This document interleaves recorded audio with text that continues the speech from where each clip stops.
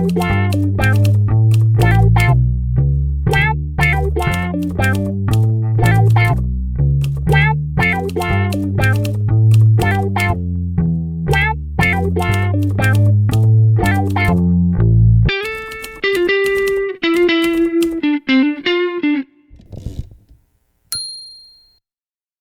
a todos, olá, eu sou a Leslie Revelli, eu sou atriz, professora, pesquisadora de artes e escritora, e hoje eu estou aqui para mostrar para vocês, para fazer uma entrevista sobre o projeto Salve Nossas Dramaturgas Brasileiras, e eu trouxe comigo para entrevistar a Denise Guilherme, que também é atriz, professora, cenógrafa, figurinista, escritora, dramaturga, e está aqui também estudando essa novidade para a gente, que é esse universo da dramaturgia escrito por mulheres.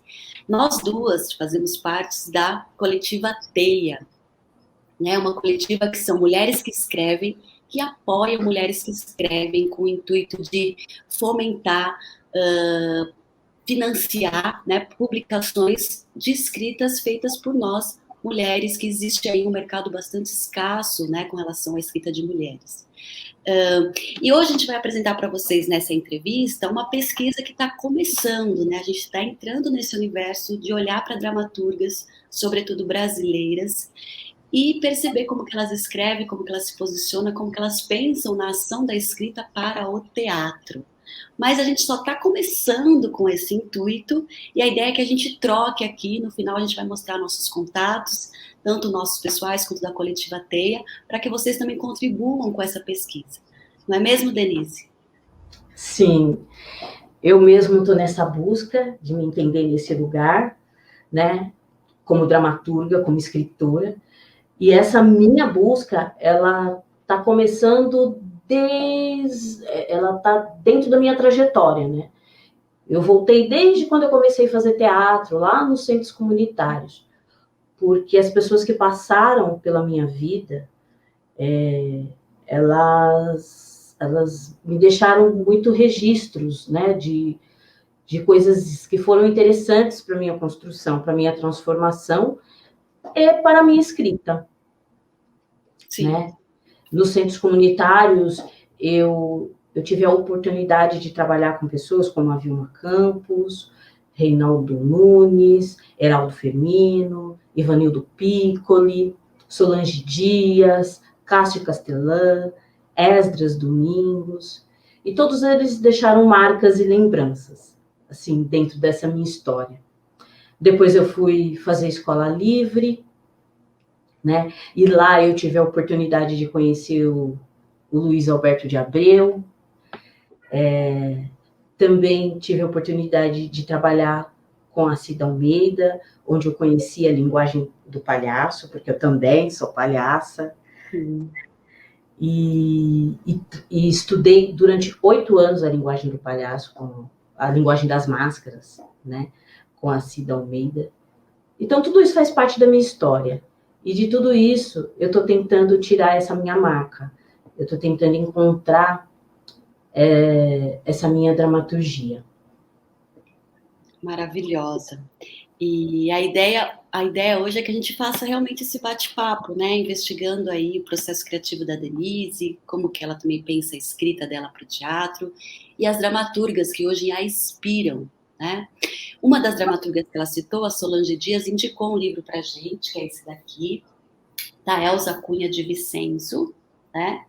Esse livro que chama Um Teatro da Mulher, que é o livro que a gente começa também a fazer as primeiras pesquisas sobre essa mulher no papel aí de uma dramaturga e sendo reconhecida como uma dramaturga, né? E o legal desse livro é que ele primeiro faz um contexto muito interessante, que é um período bem fértil das mulheres aparecendo no teatro como escritoras, sendo assumidas como dramaturgas, ganhando prêmios, é a década de 60. Porque é um período também do movimento feminista super forte, que aparecem muitas mulheres encenando peças, sendo citadas em jornais, e também ganhando prêmios, assim, prêmios bastante reconhecidos. Então, a Elza, eu acho que é um primeiro dica que a gente dá também, né, sobre esse universo das dramaturgas brasileiras. Ela também comenta que os livros de história do teatro que a gente conhece mais, por exemplo, Sábato Magaldi, Décio de Almeida Prado, Miroel Silveira, tem a mulher, mas a mulher mais no papel de atriz ou de outras funções, e não como dramaturga. A Elsa, ela foca a dramaturga brasileira, né? E ela vai dizer que também na história do teatro mundial isso também se repete. Tem pouca citação de mulheres dramaturgas, vai acontecer mais a partir da década de 60 para cá. E aí ela cita várias, que eu quero dar licença aqui para a Denise, antes dela falar delas, né, de uma lista de mulheres, já que a ideia é salve essas dramaturgas, vamos conhecê-las, né, vamos ir atrás. E ela fala várias mulheres interessantes que eu vou citar aqui, algumas, né, que eu acho que é bacana a gente conhecer. Uma delas é a Maria Angélica Ribeiro, ela é uma carioca, escreveu no final do século XIX 19 peças, entre comédias e dramas, né? E elas foram reconhecidas pelo Conservatório Dramático Brasileiro na época. Depois, no mesmo século, a Júlia Lopes de Almeida, carioca também, teve várias peças encenadas, uma delas, Quem Não Perdoa, chama a peça, né? Que foi representada no Teatro Municipal do Rio de Janeiro em 1912. Teve uma peça premiada pela Academia Brasileira de Letras, olha que interessante, ela chama Conflito, a peça.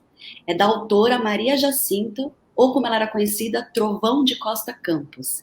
Essa peça ela foi ensinada em 39 e conta a história de Gilda, uma mulher super para frente, órfã, que teve uma educação nos Estados Unidos, depois veio no Brasil, e ela era noiva do seu primo, que era super conservador, tinha ideias mais tradicionais, e por isso o nome Conflito, porque os dois começam a entrar num diálogo, num conflito, dela lutando pela liberdade, pela espontaneidade dela, e ele relutando contra isso. Então essa peça ganhou o prêmio da Academia Brasileira de Letras. Depois teve várias outras peças que ela vai citando, né? Por exemplo, em 52, a Clô Prado faz uma peça chamada Diálogos do Absurdo, no TBC, foi encenada. Em 54, a Raquel de Queiroz faz Lampião, né? Ela escreve a saga de Lampião para o teatro. Em 59, a Edi Lima faz A Farsa da Esposa Perfeita. Olha que interessante esse título. Dirigida pelo Boal, encenada no Teatro de Arena. A Leila Assunção faz uma peça, que inclusive eu tenho o texto dela aqui, chamado Fala Baixo, Senão Eu Grito, que foi encenada pela Marília Pêra e rodou o Brasil durante 8 anos, né, de 69 até 77. Essa peça é muito legal, porque mostra uma protagonista, né, que foi feito muito tempo pela Marília Pêra, no seu quarto, cheio de coisinhas rosas, cheio de coisas lúdicas, e aí chega um ladrão para assaltá-la. Só que aí a peça é ela dialogando com esse ladrão que no final vira super amigo dela, é muito interessante, uma comédia mesmo. Enfim, aí depois cada capítulo ela dedica-se a uma autora, né, a uma dramaturga, um só sobre a Renata Palottini, que foi a primeira mulher a frequentar o curso de dramaturgia na USP, em 61, e a primeira a escrever para o teatro para São Paulo. Ela ganhou o prêmio Anchieta, em 68, com a peça O Escorpião de Numância. Em 60 também ela escreve A Lâmpada, que fala sobre homossexualidade. Aí tem a Hilda Rist, também um capítulo só sobre ela, que ganhou o prêmio também Anchieta, com a peça O Verdugo, de 69.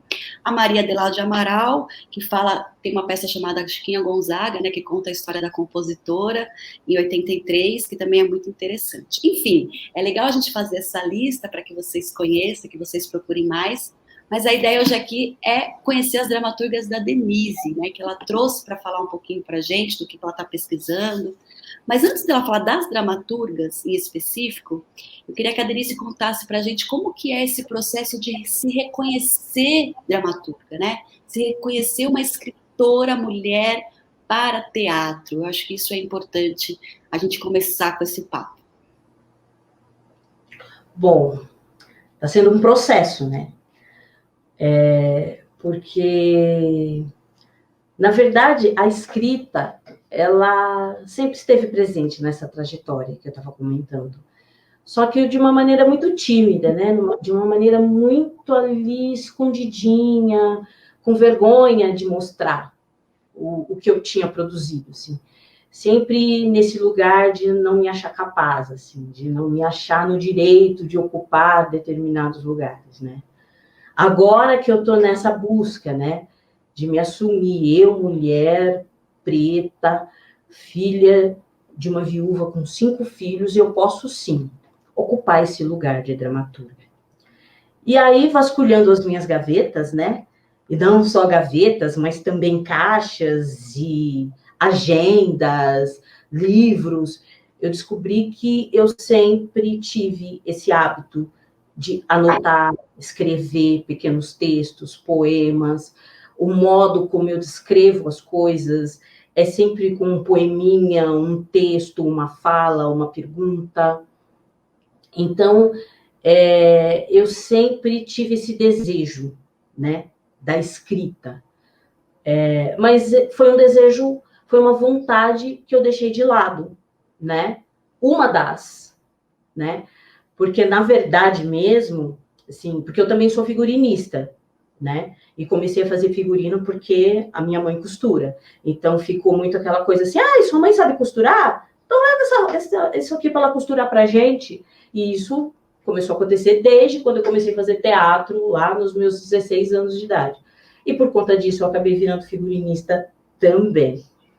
E, né, pela procura e porque o retorno financeiro era mais rápido, eu acabei optando várias vezes por fazer figurino e fui chamada várias vezes para fazer figurino. Então, essa minha vontade, esse meu desejo de atuar, acaba ficando um pouco encostado de lado, na reserva, às vezes. Já atuei várias vezes, né? Mas ele também fica de lado. Assim como a minha escrita também ficou de lado até hoje, assim. E então, para mim, está sendo um resgate, né? Porque olhando essas anotações, eu tenho o texto que eu escrevi quando eu tinha 18 anos de idade, assim, né? Quando eu fiz curso de dramaturgia com a Solange, eu tenho guardado.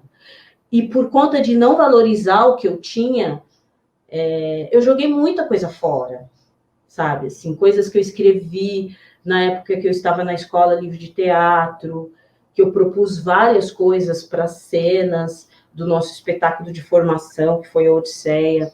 Eu escrevi texto que virou música, eu escrevi uma cena que fez parte do espetáculo, que contava... O espetáculo foi baseado na Odisseia, né, de Homero, e eu fiz uma versão de Penélope que contava os passos, né, em vez dela contar os anos que o marido dela estava demorando para chegar, para retornar para casa, ela contava os passos a quantidade de passos que ele ia ter a quantidade de passos que ele teria que dar para chegar até a porta de casa, né?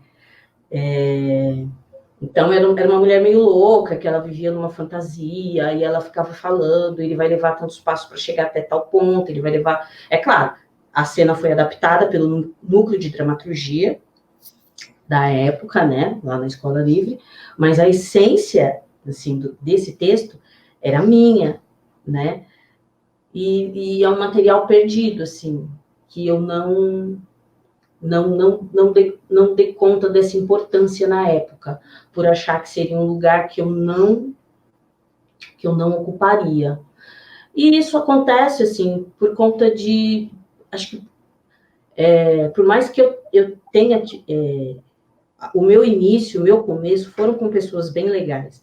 Mas foi há 28 anos atrás, né? E várias coisas apareceram nesse caminho, assim, né? Às vezes, tudo que você precisa para investir numa potência, numa habilidade que você tem, é um olhar, né? É uma atenção. E por mais que eu tenha participado de projetos colaborativos, quando você propunha alguma coisa, se aquele material que você propôs não é interessante para o projeto ali que está acontecendo, às vezes ninguém comentava nada, entendeu?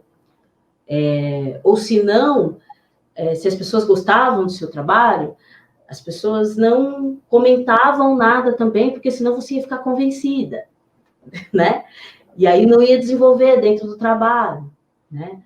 ou porque também as pessoas analisavam a sua proposta dentro do que elas acham, do que elas acreditam que é certo e que é errado. E se não está certo pelo olhar delas, então não está certo, então não serve, né? E aí, estudando essas dramaturgas e passando por outros processos, eu entendo que agora isso mudou, né? Mudou também na força da parceria, na questão da força da parceria feminina. O quanto hoje nós estamos lado a lado e não competindo umas com as outras. Então, isso foi bem importante, assim, para essa minha descoberta, essa parceria. Esse coletivo de mulheres que está comigo e que está fazendo, tá me forçando, pegando na minha mão e falando, Denise, olha aí, você sabe escrever sim. Quando eu recebi o convite para participar da coletiva, foi assim, né? Eu falei, eu? Mas eu não escrevo. Como assim você não escreve? Né? Elas foram lembrando as coisas que eu já fiz e eu falei, olha mesmo. Nossa, é muito bonito isso que você fala, né? Para desenvolver uma potência, eu preciso apenas de um olhar, né?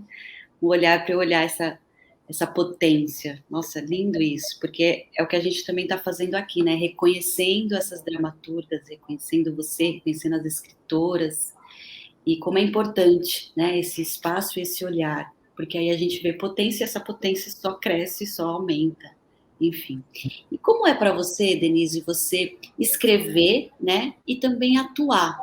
Porque você faz as duas coisas, né? Você escreve e atua, você empresta. A dramaturgia é essa ação, né? Essa palavra em ação. E você faz as duas coisas. Como que é para você isso? Eu demorei um pouco para entender essa questão, né? Porque a ator que escreve, né? Escrever atuando é basicamente você escrever já sabendo o corpo que vai falar aquele texto. Então, quer dizer, eu escrevo para mim, né? Eu escrevo o texto pensando no meu corpo, pensando na minha voz, né? Pensando na forma como eu gostaria de fazer. E aí, quando eu falo que eu demorei um pouco para entender, eu demorei um pouco para entender se isso era bom ou ruim, né? A primeira vez que eu ouvi esse termo, ator que escreve, foi na Escola Livre. Depois de uma proposta de cena que eu levei, o Luiz Alberto de Abreu olhou para mim e falou assim, você é uma atriz que escreve. É claro que eu fiz cara de que entendi, mas na hora, né, eu fiquei meio assim, falei, será que eu entendi mesmo? Né? Por que eu fiquei na dúvida? Porque eu fiquei na dúvida porque eu não sabia entender se isso era bom ou ruim, né? Porque quando você escreve para você, a impressão que fica, assim, eu fiquei com essa impressão de que talvez os meus textos fossem muito engessados, né? Que eu impusesse uma forma de interpretar um corpo, um jeito de fazer, né? E isso foi uma compreensão que eu fui ter só agora, assim, né? Dentro da dramaturgia. Porque o importante, na verdade, quando você escreve um texto, é você, assim, o que eu busco, né, quando eu escrevo, é passar sensações, né? Que sensação eu quero que as pessoas tenham quando vejam esse texto? E aí, se eu me focar nas sensações, se eu me focar nessa trajetória de sensações, qualquer pessoa que pegar o meu texto, ela vai poder trabalhar ele de outra forma, porque a essência dele vai estar lá, né? Vai estar presente. Então, sim, hoje eu consigo compreender melhor. E eu vou sempre... E acho que eu vou sempre ser assim, né? Eu vou sempre escrever pensando que sou eu que estou fazendo, né? Assim, me imaginando nesse lugar, porque eu sou atriz, né? E nesse ponto, a Solange Dias, ela me tranquilizou também, porque ela falou assim, eu sou diretora, então eu escrevo dirigindo, sim, né? Então, tem essas características também de um texto dramatúrgico, né? Não tem como se desvincular, né? Você é atriz, então você escreve, a atriz que escreve. E até interessante porque você já tem a visão dessa fala, dessa palavra no corpo, na voz, um olhar cênico, né? E quais dramaturgas você está estudando agora, Denise? Bom, na minha busca, que eu tive o apoio da Solange, a ajuda da Solange, que foi me indicando alguns nomes, eu fui tentando ler um pouco de cada, assistir entrevistas, reportagens, e assim, me veio muito desejo de ver, né, essas obras, mas infelizmente, no atual contexto, né, em que a gente se encontra, isso não vai ser possível no momento. Então, o meu resgate, a minha busca foi esta, nas plataformas, né? E eu comecei a pesquisar a dramaturga Silvia Gomes.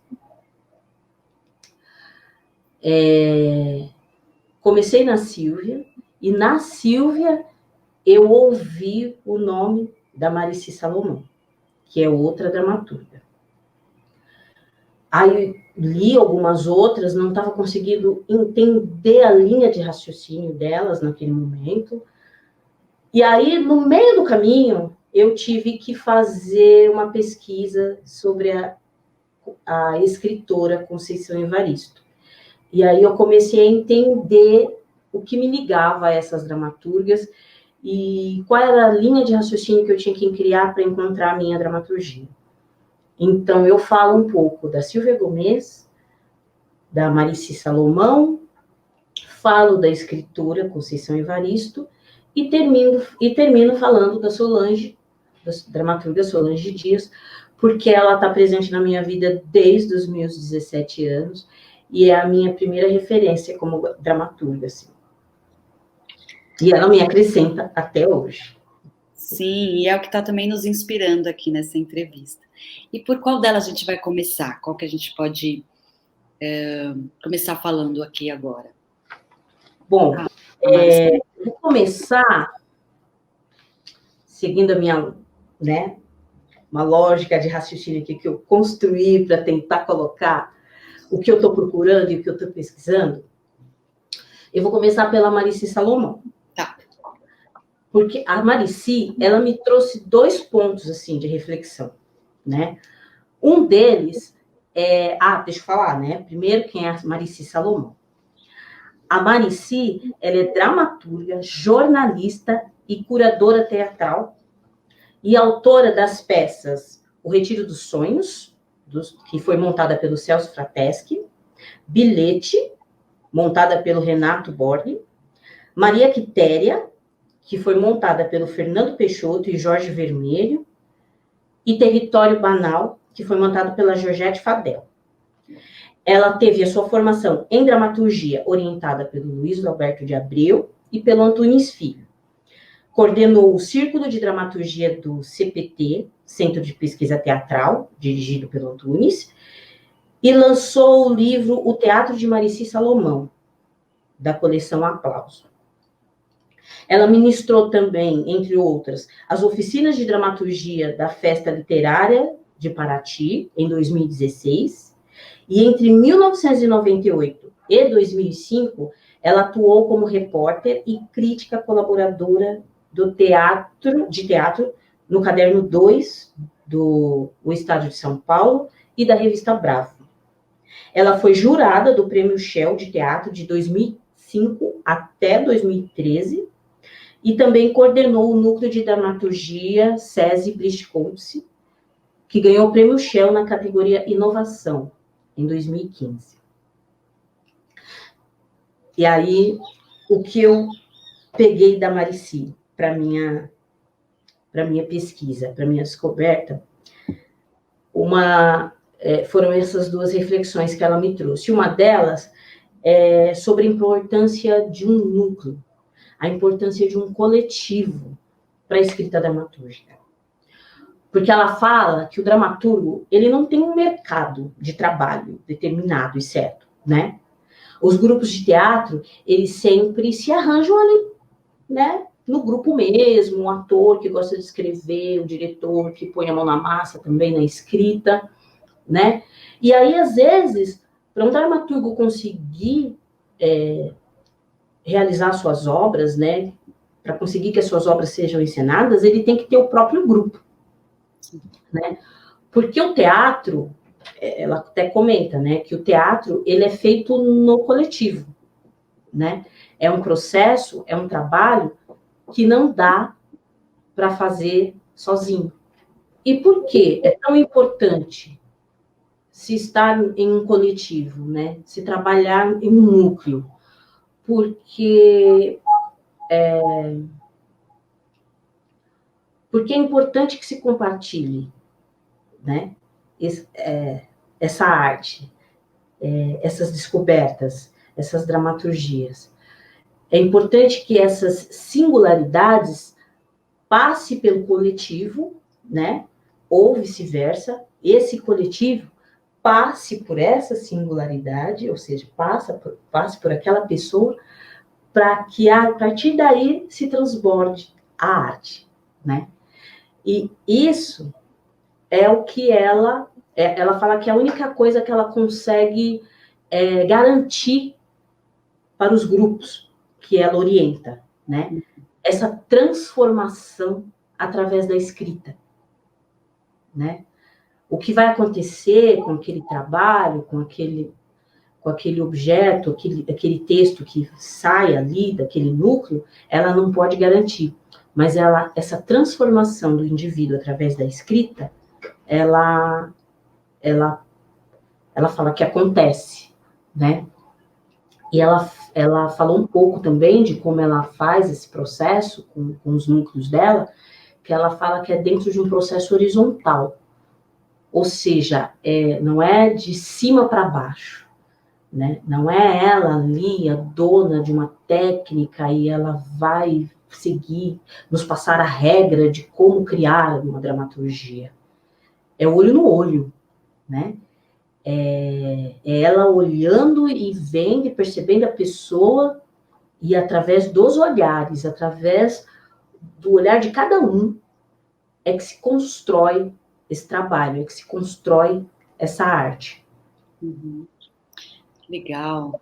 E essa importância do núcleo, né, do coletivo, do grupo, pensando na dramaturgia, porque você tem os processos colaborativos muito focados em todas as funções do teatro, e aí ela pensa num núcleo de dramaturgia, até para dar potência, né, o olhar para essa função, e aí sim, né, espalhar para as outras funções. Aquela questão que eu falei para você, que faltou lá no começo, né? E quando eu levava uma proposta de texto nos grupos em que eu fiz parte, era essa coisa, né? Uma leitura rápida, e não se discorria um comentário, um bate-papo sobre, né? Sim. E aí, é claro, eu sei, eu escrevia coisas muito ruins. Já escrevi coisas ruins, mas eu acho que um retorno era importante para mim naquela época, porque eu estava começando, né? Sim. E aí, em um núcleo onde o objetivo é se trabalhar a escrita, daí você consegue ter esse retorno, né? Você consegue desenvolver esse trabalho, né? E aí você vai aprendendo e fazendo, né? Porque você aprende com o outro, você ouve a experiência do outro. Eu estou participando da escrita de um livro também, que é falar sobre a pedagogia do teatro através de contos fantásticos. E a gente faz encontros, a gente fez até um retiro de escrita. Ótimo, retiro. Nós fomos para uma chácara e ficamos lá, passamos 2 dias juntas, né? E conversando, batendo papo, tomando café, preparando a comida, porque essa coisa da comida também é muito importante, né? Sim. Nessa coisa, que é uma coisa íntima, você cozinhar para o outro, e aí você parece que entende um pouco o outro e conhece um pouco do outro. Então, e aí dali saíram, assim, não saiu o livro inteiro, mas saíram vários pontos importantes, né, para a gente poder desenvolver essa escrita. Que ótimo. E esse livro vai sair, né? Você vai publicar? Vai. Ele vai ser publicado logo mais aí. Ótimo. Legal. E aí a gente pode passar para outra dramaturga ou você quer falar alguma Eu coisa quero falar mais um pouco, sim, da sim. Marici. Falta só mais uma coisinha da Marici, que foi uma coisa que ela trouxe também muito interessante, que foi quase um mapeamento histórico, assim, das narrativas teatrais, né? Ela começa esse histórico, esse mapeamento, falando sobre a arte, né? Que a arte existe porque a vida não basta. Ela começa falando a partir dessa frase, que é uma frase do Ferreira Goulart. Então, se a arte existe porque a vida não basta, ela meio que ela parte da vida para completar o que ainda está faltando, né? E para a gente conseguir entender essa difícil arte que é viver, né? Essa questão do viver, como viver. Só que essa frase, né? Ela fala que não cabe nos modelos narrativos e no teatro, que foi do século XVI até o século XIX, né? Aí ela começa falando desde lá, por quê? Porque esse teatro, o teatro naquela época, ele vinha também como uma maneira de educar as pessoas, de dizer para as pessoas o que elas deveriam ou não fazer. Ou seja, elas faziam parte, a arte fazia parte de um projeto de poder, né? Onde um grupo determinava o que as outras pessoas tinham que pensar e fazer, né? E isso começa desde lá da Grécia Antiga, com aqueles dramas, né? Que a gente até estuda e fala sobre a catarse, as pessoas sofriam. Nossa, eu nunca vou fazer isso na minha vida. Sim, e depois... uma lição, né? Uma lição de moral, uma lição de vida e morte, de relacionamento com os deuses. Sim. E aí, depois disso, essa relação, né? Essa relação de poder e esse projeto de poder passou para as mãos do homem burguês, né? Quando a gente entra numa época mais capitalista, Revolução Industrial e tudo mais, esse discurso passa para a boca desse personagem que é o homem burguês que age, né? Ele age, ele faz, ele acontece, ele mostra uma vida ali, ele tem uma narrativa onde as pessoas acreditam, nossa, é isso que eu tenho que fazer, né? É assim que é a vida, né? Só que aí, diante de tantas mudanças, né, que aconteceram no mundo, que aconteceram na história, o teatro, ele teve que mudar também, né? As pessoas começaram a não mais se satisfazer com aquele discurso, né, com aquelas falas. Aquilo não parou de fazer sentido. Então, o teatro começou a ter mais a ver com os assuntos vigentes, as mudanças, as guerras, né, as revoluções, as injustiças, né? Antigamente, nessas outras narrativas, nesse outro teatro, negro, mulher, operários, eles não tinham espaço, eles não tinham lugar de fala. E aí começou-se a se exigir esse lugar de fala também para essas pessoas. Então, e essas narrativas, né, desde dessa época, quando começou a entrar essa nova onda, né, que o teatro começou a mudar, e até hoje, graças a Deus, né, porque o teatro é livre, ela fala, e ele tem que mudar mesmo, e ele vai continuar mudando porque nós mudamos, a sociedade muda, a história muda. Maravilhoso. Nossa, é muito importante esse contexto que você dá, né, da função do teatro como pedagógico, né, e que ele tem essa função pedagógica até hoje, né, mas porém com outras, com mais, de repente, Sim. mas ainda está caminhando, né, porque você tem culturas de poder, você tem a cultura dominante. Sim, ela fala isso. Ela fala que o teatro ainda tem o teatro que ensina, ainda tem o teatro comercial, ainda tem tudo isso. Só que agora, com a diferença que agora tem Tem tudo isso, entendeu? Tem também o teatro que é livre. Você tem escolha. Você pode escolher o teatro que você quer fazer, entende?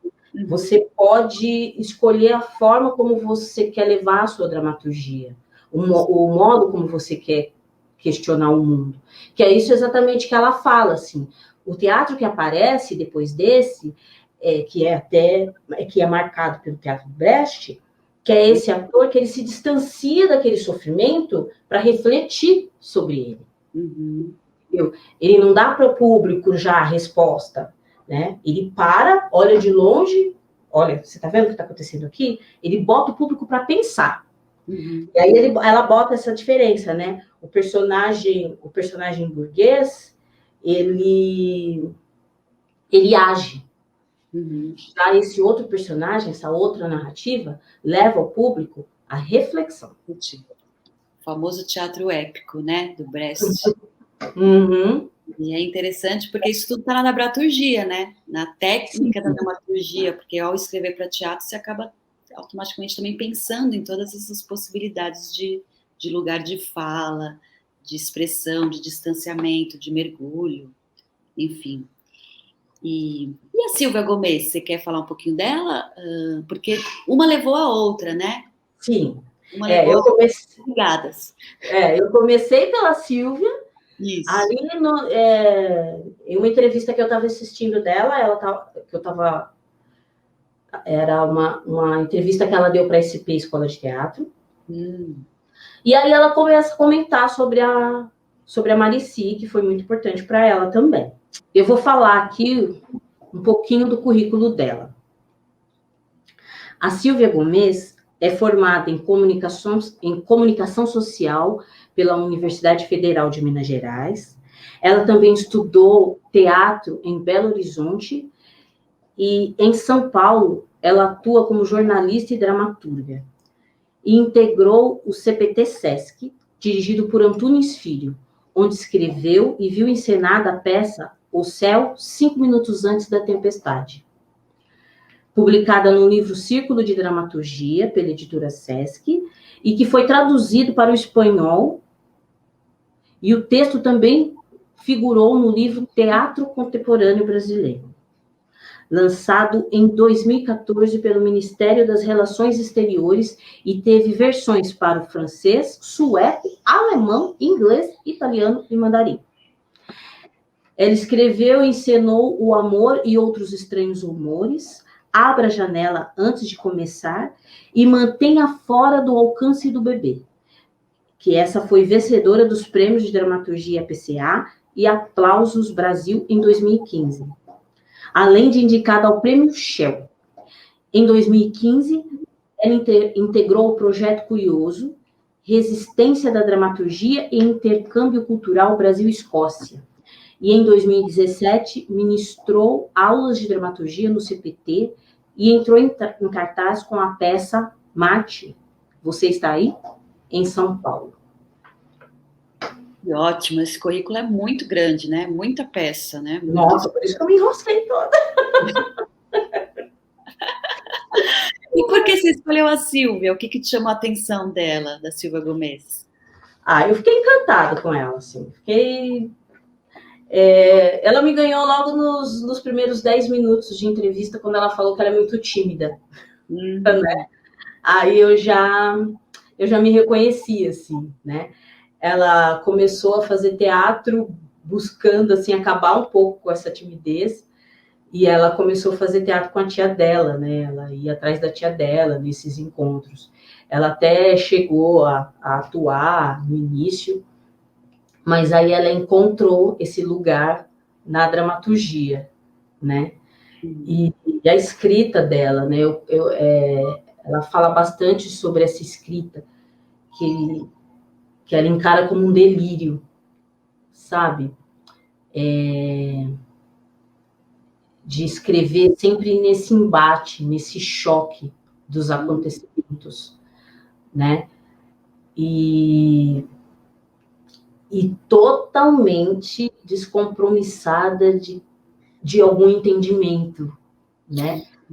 De alguma espécie de lógica. Ela não dá nada de graça para o público. Ela não É explica legal, nada. é legal a palavra do delírio, né? Delírio já implica no sense, né? Uma não compromisso com a lógica também, né? Interessante isso, porque dá vazão à criatividade aí, né? Sim. E ela fala que ela conhece, eu achei muito interessante uma parte que ela fala que ela conhece as pessoas quando as pessoas vêm dizer para ela, vêm contar para ela no final do espetáculo o que entendeu da escrita dela, Que né? ótimo. Porque cada um vai para um lado, né? Cada um Sim. entende de um jeito. E interpretando aquele jeito que a pessoa entendeu, ela consegue conhecer um pouquinho das pessoas. Que ótimo. Ela faz Ela, uma análise. hã? Ela faz uma análise das pessoas. Aí acho que aí ela consegue entender mais as pessoas do que assim, consegue falar mais das pessoas do que do próprio texto, assim, Sim. né? Ela fala também, é por isso que ela trouxe a Marici, né? Ela fala também dessa questão de se criar no coletivo, né? Dos grupos de dramaturgia, dos núcleos que ela participou, que foi muito rico, foi muito importante para ela dentro da formação dela. Ela fala também dessa sorte que ela teve de ter parceiros, né? De ter grupos que trabalharam e montaram as obras dela, né? Ela fala muito do quanto ela tem sorte nesse sentido, assim, né? De ter essa compreensão do que ela coloca, do que ela quer passar, né? Mais uma vez a importância do núcleo, né? Da rede, do coletivo, né? Que a gente estava falando no começo. Aí tem vários pontos que eu fiquei muito... Eu achei muito interessante, assim, do modo como ele escreve, né? Dessa coisa dela escrever com uma tensão que tem que rondar ali por toda a história, né? Uma tensão que a qualquer momento pode romper, a qualquer momento pode explodir. Então, ela escreve sempre, né? Acho que a impressão que eu tive é que ela escreve sempre deixando aquele fio na barriga, sabe? Sempre deixando aquela expectativa, nossa, a qualquer hora aquilo vai explodir, né? Sim. E já pensou escrever mantendo esse quentinho, né, na barriga, esse nervosinho? Essa tensão, né? Esse estado de tensão. Muito interessante. Fiquei curiosa para assistir também, né? Ver um texto dela, né? Eu também tô super curiosa, assim, não vejo a hora. Tô caçando. Ela tá numa reportagem que eu li dela recentemente, ela tá fazendo um texto baseado em conversas por WhatsApp e por plataformas que rolaram durante a pandemia. Que ótimo! Ótimo! Eu não lembro agora o nome, porque eu li esse mais assim recentemente, Sim. antes do nosso encontro de hoje. Mas eu fico imaginando que pirações essa mulher, né, vai criar em cima dessa situação que estamos passando agora, assim, né? E aí ela tá brincando com uma coisa que ela fala, que é esse tempo, né, da comunicação para as coisas chegarem, né? Que às vezes para, e aí tem que voltar de novo, e tem que falar de novo, só que aí quando fala de um jeito diferente, sabe? Então ela tá brincando com essas coisas, ela tá brincando com o que tá acontecendo. O que está acontecendo e transformando em dramaturgia, nas conversas do WhatsApp. Incrível. Dê, e com relação à Conceição Evaristo, que você também trouxe aqui no começo, o que chamou a atenção dela? O que é interessante? Bom, a Conceição Evaristo, ela entrou no meio da minha pesquisa por causa da escrita, né? Eu comecei a ler sobre a Conceição, pesquisar sobre ela para preparar um podcast. E aí eu comecei a estudar um pouquinho, ainda estou no começo, mas eu adorei o conceito que ela traz, que é o conceito de escrevivência, né? Que ela É lindo esse conceito. fala, né? se escreve como se vive e se vive como se escreve. Aí eu me achei. Entendeu? Aí eu entendi por que eu gosto do que a Marice fala, porque eu curto o que a Silvia fala, porque é isso, sim, né? Eu só consigo escrever se eu coloco ali um pouco de mim, assim, um pouco do que eu vivo, um pouco do que eu passo, né? Se eu coloco... Não é simplesmente falar da minha vida, não é essa a questão, acho, né? Não é sempre fazer textos biográficos, né? Mas é sim você se ver dentro, né? Daquela situação, né? É de você, de uma certa forma, ter ali uma experiência naquilo que você está escrevendo, né? Quando eu li o livro dela, Beco da Memória, eu fiquei perplexa, assim, porque as coisas, o modo como ela narrava, né, essa questão da menina que senta para coletar histórias, isso sou eu ouvindo a minha mãe falar, né? A minha mãe, que chama Joana, que é também o nome de uns personagens que ela cita no livro, essa questão das Marias, que tem no livro dela, e na minha casa também a gente tem essa coisa, né, que a minha avó se chamava Maria, e aí a minha mãe colocou os nossos nomes, Denise Maria, Ângela Maria, Lúcia Maria, enfim, essas coisas foram me linkando, e aí eu fui pensando nas minhas histórias, nas histórias da minha mãe, nas histórias da minha avó, e lendo as histórias dela, e o modo como ela usa dessas histórias para falar de outras questões, para falar de situações, para falar para defender as opiniões e a luta dela, né, que ela é uma forte representante, né, nessa questão da visibilidade negra então, assim, eu me entendi ali. Nossa, maravilhoso isso.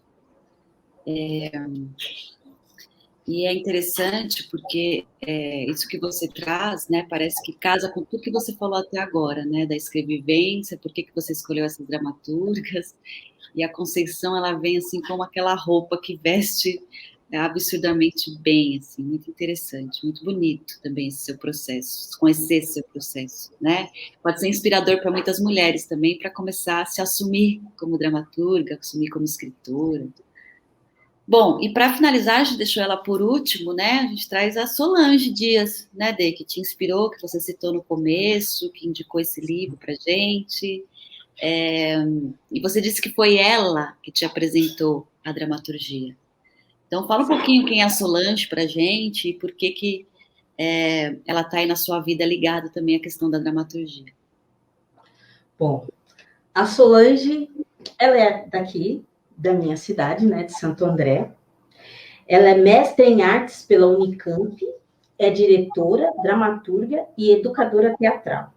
Ela é integrante do Teatro da Conspiração, em que realizou montagens desde 2000. Como dramaturga, ela escreveu, né, A Princesa e a Costureira, em 2016, a partir da obra de Janaína Leislão, indicada ao prêmio de melhor texto adaptado, ao prêmio Coca-Cola FEMSA, e prêmio APCA, em 2016, melhor espetáculo de diversidade de gênero para crianças. Ela também escreveu, e aí foi onde começou a minha história com a Solange, um texto Paranapiacaba, de onde se avista o mar, que foi, eu acho que foi um dos primeiros, talvez tenha sido um dos primeiros espetáculos que eu vi em palco alternativo, que é um texto que conta a história de Paranapiacaba, né? E depois que eu assisti esse espetáculo, eu fui fazer curso de dramaturgia com a Solange, né? Naquela época, era assim, acho que a procura era bem pouca, eram poucos alunos, né? Eu lembro que eu fui uma das últimas, assim, a continuar, eu fiquei até o fim, né, do curso, e acabou sendo quase como uma aula particular, assim, eu levava os textos e a gente lia e discutia, assim. E aí, sim, eu tive, assim, sabe, eu tive os primeiros retornos do que eu escrevia, eu tive com a Solange Dias, sempre colocada num lugar de muito carinho, assim, de muito, né, de muita atenção pelo meu jeito de escrita, né? E a Solange, ela tem esse lugar que quando eu trabalho com ela, na verdade, né? E trabalhar com ela, a gente está sempre aprendendo, assim, porque ela tem esse lugar de passar o que ela tem de experiência, né? Quando ela escreve, eu ouvi um podcast com ela de um programa que chama Spoilando a Peça, que é muito legal também, que traz várias dramaturgas, né? E nesse podcast eu ouvi um pouco ela falando sobre um trabalho dela que foi Casa de Tolerância, né? E aí, ouvindo esse podcast, eu pude também entender o que me chama atenção no trabalho da Solange, assim, que é esse carinho, essa questão do saber desenvolver muito bem um processo colaborativo, sabe? De você olhar para o que a atriz está propondo e transformar e trabalhar essa contribuição e organizar, na verdade, não é nem transformar, é organizar esse material que vem da proposta, que vem de cada atriz para poder montar um texto dramatúrgico, né? Ela fala que ela não é apegada, né? Que é muito legal também. Eu acho que a gente aprender a fazer isso, né? Trabalhar o desapego. Ela entende. Acho que é com ela que eu aprendo isso, né? De entender que se a essência do que você escreve está ali, né? Se a sua ideia do que você queria falar está sendo dito, então tudo bem, assim, né?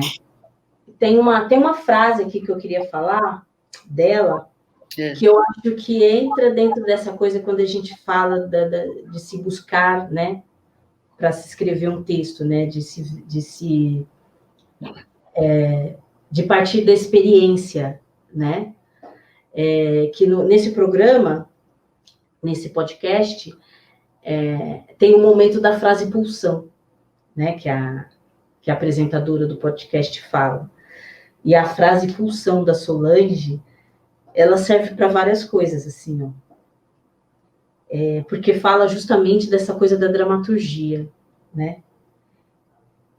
Eu dou água a estes corpos não porque tenham água, mas porque também tenho sede. Eu dedico essa entrevista a todas as mulheres dramaturgas brasileiras e a todas que escrevem, que ainda não se assumem, mas que acho que é interessante já começar a se assumir para a gente poder ter mais mulheres que escrevem. Esse projeto é contemplado pelo edital PROAC, né, do Expresso Lab do Estado de São Paulo, é importante dizer. E aqui a gente vai deixar as nossas redes sociais para vocês nos seguirem. Então, da Coletiva Teia, que é @acoletivateia no Instagram, e lá vocês encontram os nossos outros canais, podcast, site, blog. O meu pessoal, @Leslie Reveli, como está escrito aqui meu nome. E a Danise pode finalizar colocando dela. E obrigada, Dê, muito obrigada. Obrigada a você. Bom, eu tenho o Facebook, né? Denise Guilherme, quem quiser pode me procurar por lá. E meu Instagram, Denima08 também. Ok, gente. Obrigada, um beijo e tchau.